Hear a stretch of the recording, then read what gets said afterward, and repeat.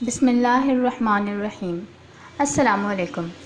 ہمارے چینل کو سبسکرائب کر دیں اور اگر آپ لوگوں کو ہماری آج کی ویڈیو پسند آئے تو اسے لائک کریں۔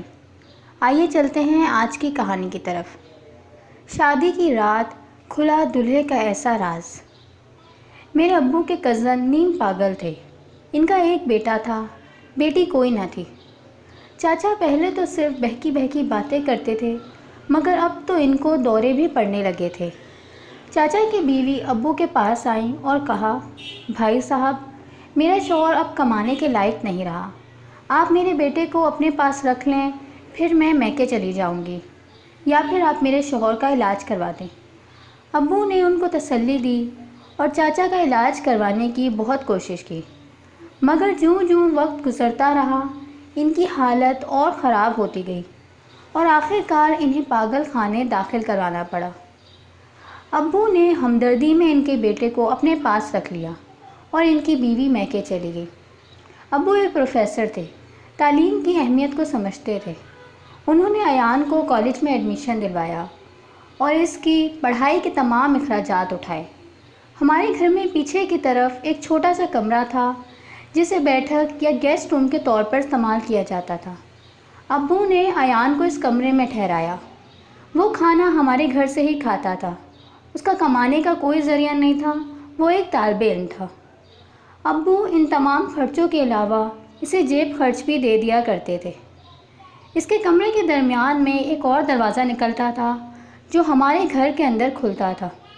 اسے جب بھی کسی چیز کی ضرورت ہوتی وہ دروازہ کھول کر میرے بھائی کو آواز دیتا اور امی اسے کھانا وغیرہ اور ساری ضرورت کی چیزیں لا دیتی تھی۔ جب تک ایان اس کمرے میں رہتا گھر کی کوئی بھی عورت اس طرف نہ جاتی۔ جب وہ کالج یا کہیں باہر چلا جاتا تو میں اور امی اس کے کمرے کی صفائی کر دیا کرتے۔ ان دنوں میں بھی کالج جایا کرتی تھی۔ ہم دونوں کے کالج قریب قریب تھے۔ وہ بوائز کالج اور میں گرلز کالج میں پڑھتی تھی۔ ایک سال سکون سے گزر گیا۔ اب ہم دونوں سیکنڈ ایئر میں چلے گئے۔ ہم دونوں نے فرسٹ ایئر بہت ہی اچھے نمبروں سے پاس کیا تھا۔ ابو بہت خوش تھے کہ ایان پر جو خرچہ کیا وہ رائگاں نہیں گیا۔ ایک سال میں اس نے ہم سے کوئی بھی شکوہ نہیں کیا۔ وہ امی کے بھی چھوٹے بڑے کام کر دیا کرتا تھا۔ امی بازار سے کوئی بھی سامان منگواتی تو وہ فوراً لا دیا کرتا۔ اب تھوڑا بہت پردہ جو ہمارے درمیان میں تھا وہ بھی ختم ہو گیا تھا۔ ایان کو جب بھی کسی چیز کی ضرورت ہوتی وہ خود ہی ہمارے گھر کے اندر آتا اور لے جاتا۔ کھانا کھانے کے بعد ٹرے خود ہی کچن میں رکھ دیتا۔ ابو امی دونوں اس سے بہت خوش تھے۔ امی کو بھی اب اس کا یہاں رہنا بوجھ نہیں لگتا تھا۔ ایک دن کالج میں میری دوست نے کہا، کل میری سالگرہ ہے، تم ضرور آنا۔ بتاتے چلوں کہ میرے ابو اس بات کی بالکل اجازت نہیں دیتے کہ سہیلیوں کے گھر آنا جانا کریں۔ جہاں بھی جاتی امی کے ساتھ ہی جاتی۔ ان کا یہی ماننا تھا کہ لڑکیاں گھر میں ہی اچھی ہوتی ہیں۔ فائزہ کے بار بار اصرار کرنے پر میں نے اس سے وعدہ کر لیا، لیکن اب ابو اور امی سے اجازت کیسے لیتی؟ اتفاق سے ابو کو کسی کام کی وجہ سے 3 روز کے لیے شہر سے باہر جانا پڑا۔ ابو کے جانے کے بعد میں نے امی سے کہا، امی، کل کالج میں ایک تقریب ہے جس میں نے بھی حصہ لیا ہے، مجھے وہاں جانے کی اجازت دے دیں۔ امی نے پوچھا، کتنے بجے جانا ہے؟ میں نے بولا، دوپہر کے 4 بجے شروع ہوگی اور رات کے 7-8 بج جائیں گے۔ امی بولیں، رات کے اس ٹائم تم اکیلے کیسے گھر واپس آؤ گی؟ میں نے کہا، امی وہی کالج کا تو راستہ ہے، روز تو میں اکیلے آتی ہوں، کل بھی آ جاؤں گی۔ امی نے کہا، تم صحیح ٹائم بتا دو، میں ایان کو تمہیں لینے کے لیے بھیج دوں گی۔ میں خوش ہو گئی کہ چلو کسی بہانے جانے کی اجازت تو مل گئی۔ اس دن میں کالج سے جلدی گھر آ گئی۔ تھوڑا سا آرام کر کے پھر میں تیار ہو گئی۔ میک اپ کا کچھ سامان میں نے بیگ میں رکھ لیا کہ فائزہ کے گھر جا کر تیار ہو جاؤں گی۔ میں نے ایان کو اشارہ کیا کہ بائک لے کے باہر آ جائے۔ وہ بیچارہ بنا کچھ سوچے سمجھے بائک لے کر روڈ پر آ گیا۔ میں اس کے پیچھے بیٹھ گئی اور کہا، میری دوست کی سالگرہ ہے، مجھے اس کے گھر لے جاؤ۔ میں نے پرچی اس کے ہاتھ میں پکڑا دی جس پر ایڈریس لکھا تھا۔ ہم سے غلطی یہ ہو گئی کہ جانے سے پہلے امی کو یہ نہیں بتایا کہ میں ایان کو ساتھ لے کر جا رہی ہوں۔ فائزہ کا گھر ڈھونڈنے میں بہت ٹائم لگ گیا۔ بائک آخر کار ہمیں فائزہ کا گھر مل گیا۔ میں نے ایان سے کہا تم سامنے پارک میں بیٹھ جاؤ، جب میں اس کے گھر سے واپس آ جاؤں گی تو تمہیں بلا لوں گی۔ تقریب ختم ہوتے ہوتے 8:30 بج گئے۔ میں گھر سے نکلی اور سامنے پارک میں گئی۔ دور سے میں نے ایان کو اشارہ کیا مگر اس نے دیکھا نہیں۔ میں نے قریب جا کر اسے بلایا۔ ہم دونوں ایک ساتھ پارک سے باہر نکل رہے تھے کہ سامنے سے میری پھپھو نے دیکھ لیا۔ وہ اپنے بچوں کو پارک میں گھمانے پھرانے کے لیے آئی تھیں۔ انہوں نے مجھے رات کے اس وقت ایان کے ساتھ دیکھا تو حیرت والی نظروں سے دیکھنے لگی، مگر بنا کچھ کہے وہ آگے نکل گئی۔ مگر میرے پیروں تلے تو زمین نکل گئی۔ میں نے سوچا اب یہ ابو کو ساری بات نمک مرچ لگا کر بتائیں گی۔ گھر پہنچے تو امی نے ہم دونوں کو بہت ڈانٹا کہ ہم نے آنے میں اتنی دیر کیوں کی۔ پھر ہم دونوں اپنے اپنے کمرے میں چلے گئے۔ مجھے پوری رات نیند نہ آئی۔ جب ابو کی ملاقات ہوگی پھپھو سے تو پھر آخر کیا ہوگا۔ اگلے روز ابو واپس آ گئے، تھوڑا آرام کیا، پھر پھپھو کے گھر چلے گئے۔ واپس آ کر انہوں نے مجھے اپنے کمرے میں بلایا اور کہا کیا تم کل رات کے وقت ایان کے ساتھ پارک میں تھی؟ سوچا کہ صاف صاف مکر جاؤں، مگر پھر پھپھو کا خیال آ گیا جو انہیں پہلے سے ساری بات بتا چکی تھی۔ پھر میں نے بھی ابو کو ساری بات سچ سچ بتا دی۔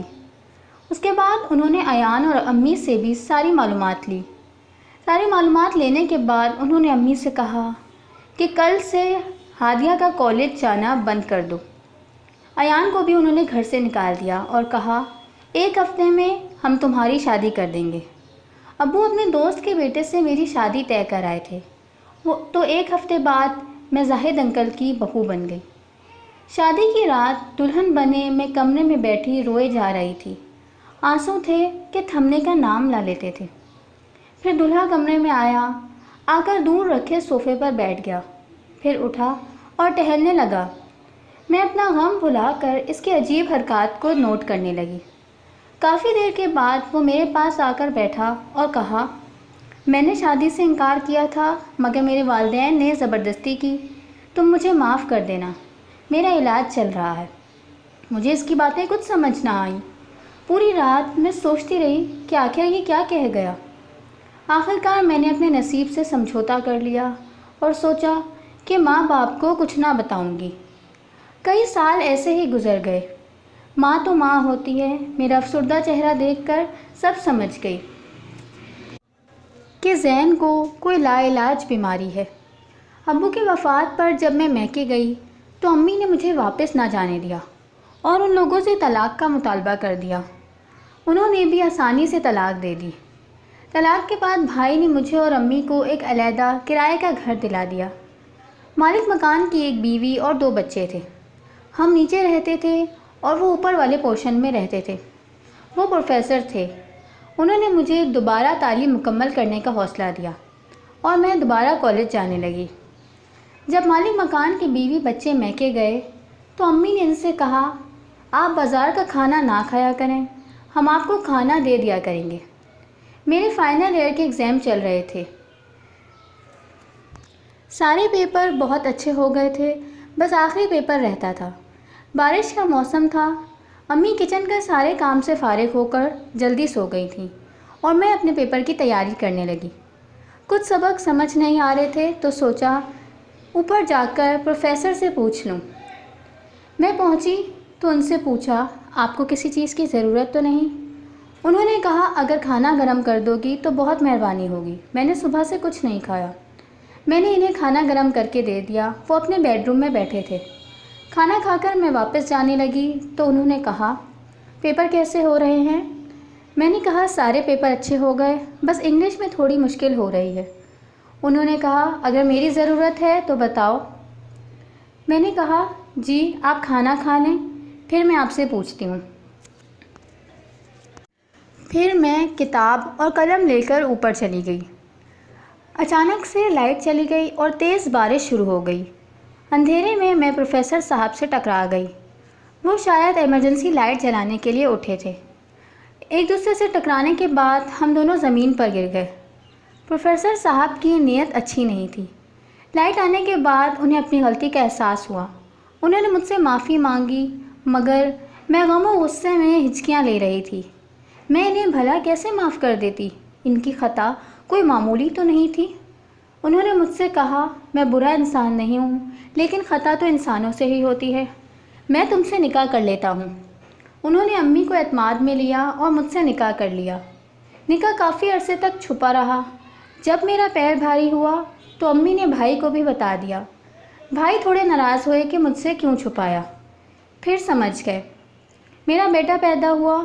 کسی طرح فہیم صاحب کی پہلی بیوی کو پتہ چل گیا کہ انہوں نے مجھ سے دوسری شادی کر لی ہے اور یہ ان کا بیٹا ہے۔